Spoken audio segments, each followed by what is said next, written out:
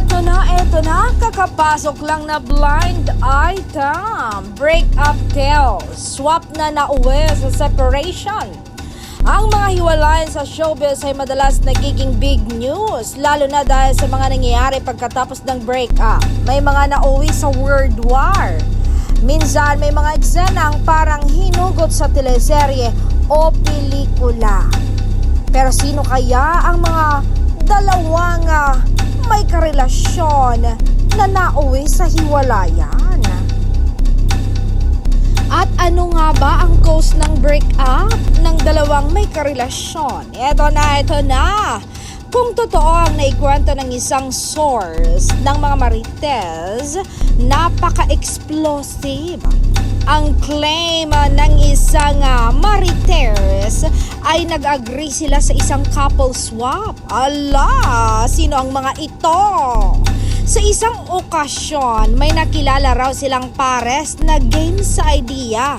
Kaya sa loob ng ilang buwan, di umano'y nagpalitan sila ng partners. Ala, sino ang mga ito?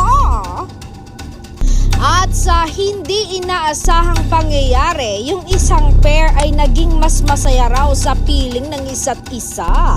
At noong natapos ang napagkasundo ang period ng couple swapping, yung pair na naging mas masaya ay ayaw nang bumalik sa kanilang original na partner. So ganito raw ang nangyari. Dalawang relasyon ang natapos at isa naman ang umusbong. Ang dapat sana'y trial o temporary ay nauwi sa totoong relasyon for the pair na naging mas masaya. Indeed, life-changing ang kanilang adventure. Hindi lang para sa mga direktang sangkot, kundi pati na rin sa kanilang mga pamilya.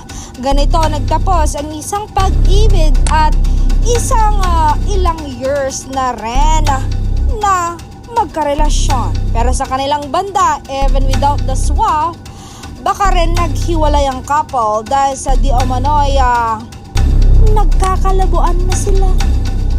Pero sino ang couple na ito?